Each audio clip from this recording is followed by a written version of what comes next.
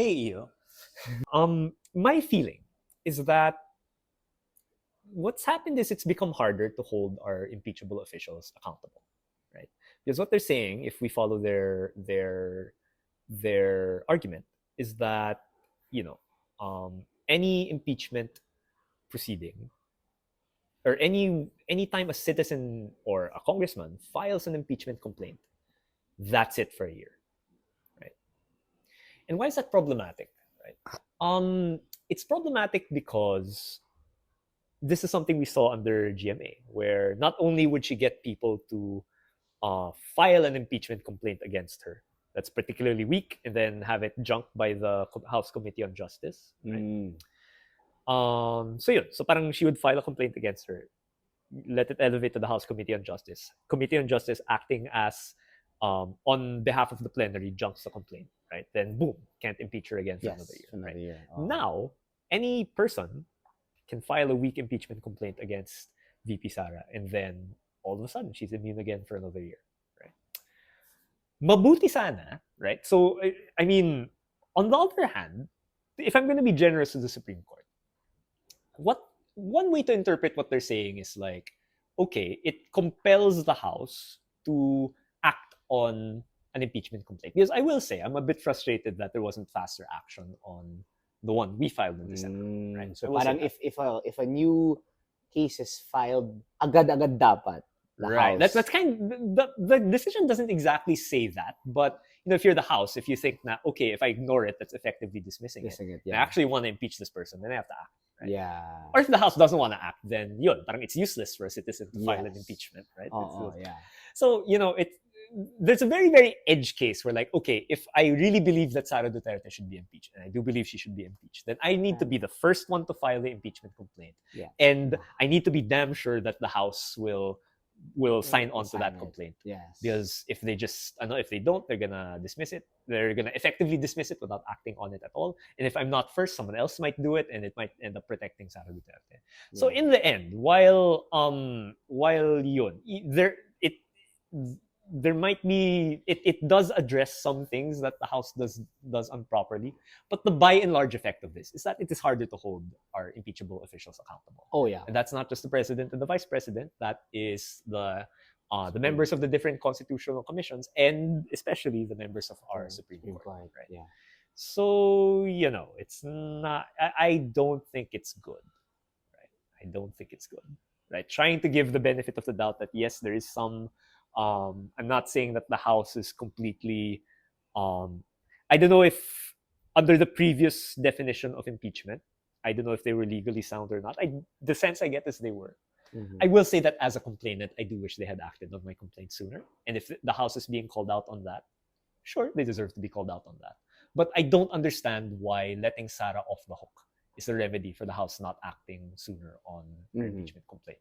Shouldn't the remedy be the House should have acted, or the Senate should have acted? Yeah. Like so for me, it's like it's so I'm like really frustrated as a complainant because due to no fault of my own, we were the first to file, right? Yeah. So we didn't file first among them. We didn't file the second or third complaint. We were the first to file, right? It is not my fault that the House took however long. It is not my fault the Senate didn't choose to act forthwith. Yeah. It is, and all of these things that the Supreme Court accuses the House of doing or not doing, which apparently is not even entirely accurate if you listen to Justice Carpio, because there are certain facts that the Supreme Court decision didn't seem to take count of, right?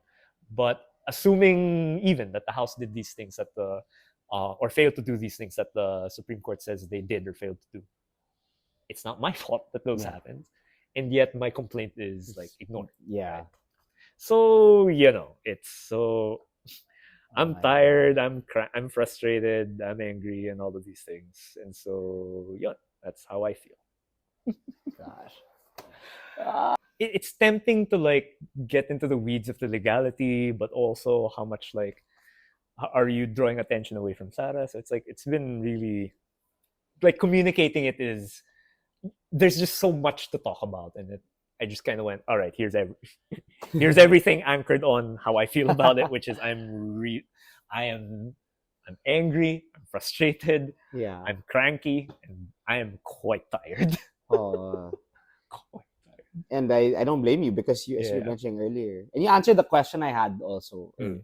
written down. But I mean, it sets a precedent for how these officials, are held to account. Yeah, I yeah, mean, the president, the vice president, yeah, the heads of the constitutional commissions, yeah. members of the I Supreme think Court. so. The thing is, for me, it effectively kind of it kind of it really waters down the impeachment provisions in the Constitution. I think because again, in the Constitution, it was put there, and this was a revision introduced in the night. Not even a revision. This is a new element introduced in the '87 Constitution that citizens can initiate impeachment. Yeah. But given all of these like hoops that have now been introduced, what citizen in their right mind would Yeah. initiate an impeachment complaint Yeah. in the future, right? So yeah, the precedent it sets is kind of troubling, and not more than just kind of troubling, right? And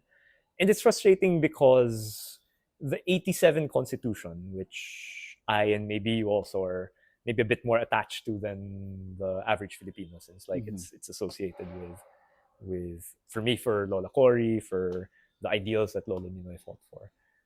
The '87 Constitution was supposed to make it easier to hold these people accountable, not Yeah. harder, right?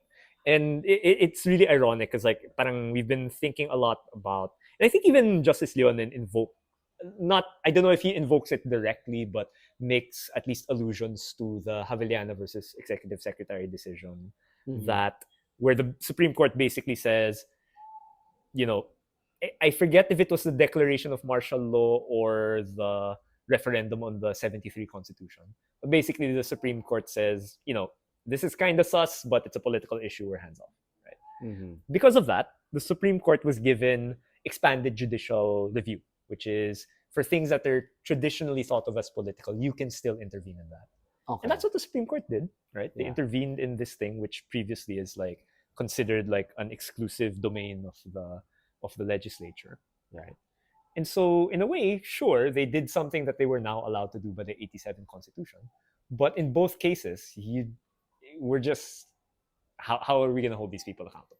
Yeah. Right? In both of these cases, right? So, I think like you used your expanded judicial review, good for you, right? But on a topic that we were talking about before, did you throw the baby out with the bathwater, right? If accountability was the point of the '87 Constitution, did you throw that out to just be able to say, oh, look, we're the Supreme Court, we can do this now, thank you 1987 Constitution?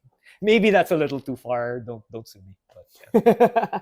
Hey there, thanks for watching the highlights of the Hey Eiyo podcast. If you enjoyed, why don't you like this video and subscribe to my channel? You may also watch the full episode by clicking the clip in the middle.